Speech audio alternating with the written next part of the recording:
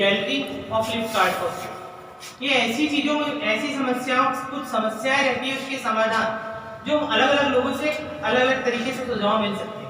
ऐसी समस्या को हल करने के लिए कक्षा में ऐसी विषय वस्तु जिसके बहुत से आंसर हो सकते हैं, बहुत से रिप्लाई मिल सकते हैं, अलग अलग लोग अलग अलग सुझाव दे सकते हैं। ऐसी विषय वस्तु को समझाने के लिए उनके ऊपर एक चर्चा करने के लिए हम इस विधि का प्रयोग कर सकते हैं, इस पे चर्चा कर सकते हैं।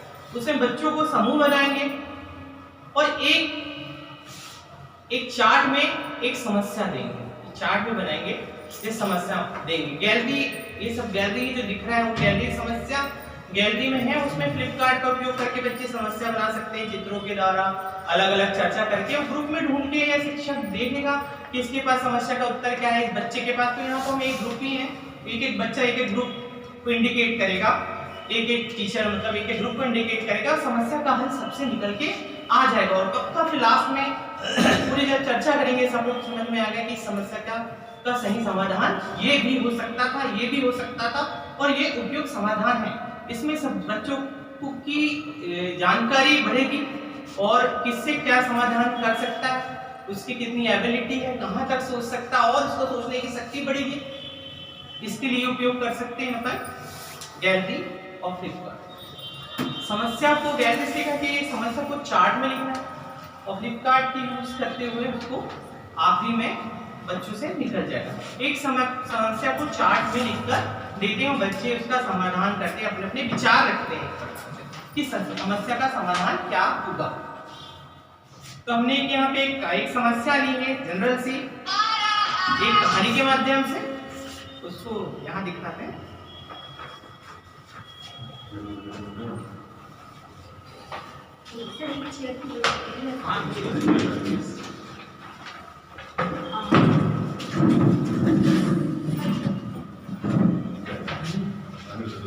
एक गांव का परिवेश है, वहाँ छोटा सा स्कूल है, प्राइमरी स्कूल, जहाँ प्राइमरी के छोटे बच्चे पढ़ते हैं। और वहाँ पर एक हाथी का समूह आया है वहाँ घूमने के लिए। आपने देखा होगा गांव में अक्सर ये सारी चीजें होती है, कुछ हाथी लेकर आते हैं, कुछ वो कहना चाहिए कि नंदी लेकर आते हैं और घर घर में घूमते हैं। तो हमारे गांव में भी एक हाथी का समूह आया है। तो हाथी का एक जो बच्चा होता है वो कहीं खो गया, तो वो हमारे स्कूल के आसपास ही घूम रहा है और वहाँ पर थोड़ा सा मतलब कहना चाहिए दलदल टाइप का बना हुआ है। आप सपोज करिए, उसे माइंड में मैप करिए कि सच में है वहाँ। तो वो जो हाथी का बच्चा है वो धीरे धीरे करके आता है और उस दलदल में फंस जाता है। अब ये हमारे सारे बच्चे हैं। तो ये समस्या है कि हाथी हमारा दलदल में फंस चुका है और जो हमारे प्राइमरी के बच्चे हैं उसे टीचर डिस्कस कर रहा है कि हाँ उनको बाहर कैसे निकाले हाथी को उस दलदल से। तो ये समस्या है। अब सारे बच्चे डिस्कस करेंगे कि उन्हें हाथी को दलदल से बाहर कैसे निकालें। चलिए गाँव में चलते हैं और हाथी किसने निकालना है उनके बारे में अपन उनसे पूछते हैं। सामान काम लाते हैं क्या रस्सी से रखे थे मैंने ना, चलिए रस्सी रखे थे मैंने, रस्सी देखते हैं।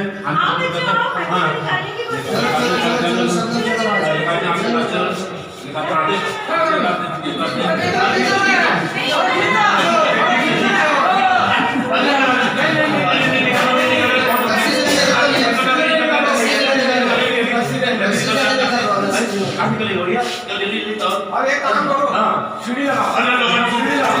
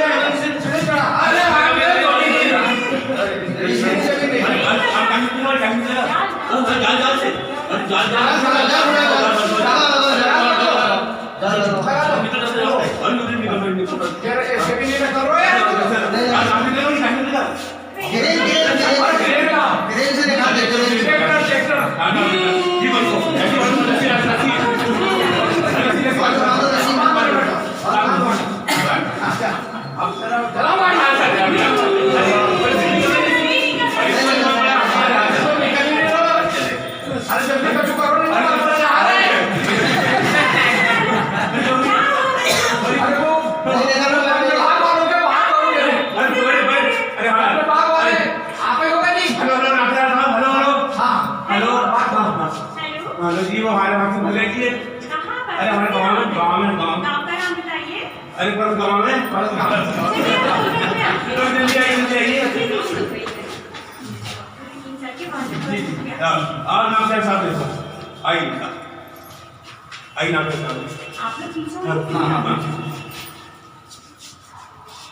आई ये हमारा आती कहाँ पर पता ये है? बन कर अच्छा, ये तो बहुत ज्यादा दलदल में फंसा हुआ है।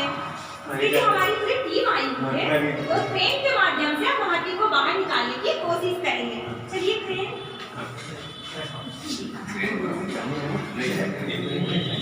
बोले वाले नहीं क्या चलिए चलिए, आप लोग सब आइए इधर। हाथी को अच्छे से फंसाना, इसको ऊपर से डालिए, नीचे रस्सी डालिए पहले। डालिए रस्सी को। बिल्कुल फंसाइए, अब सारे ऊपर खींचेंगे।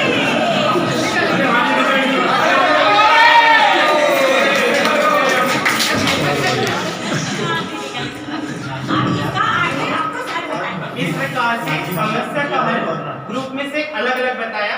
किसी ने सुझाव दिया रस्सी, किसी ने सुझाव दिया सीढ़ी, किसी ने सुझाव दिया ट्रैक्टर ट्रेन, किसी ने जाल और किसी ने वन विभाग में। पता चला कि किसी भी वन्य प्राणी को कुछ होता है तो वन विभाग को सूचना देना चाहिए। इस तरीके से हम वन विभाग के बारे में बच्चों को जानकारी दे सकते हैं और बहुत से सब्जेक्ट मैटर है जिसका समाधान बच्चों से करवाना है, उस समस्या के थ्रू उसकी जानकारी देना है। तो इस विधि से अपन लोग उन्हीं से समस्या का समाधान करवाते, उनके अंदर जो सटीक जानकारी हो उन्हीं से निकाल सकते हैं। और इस प्रकार से हमारा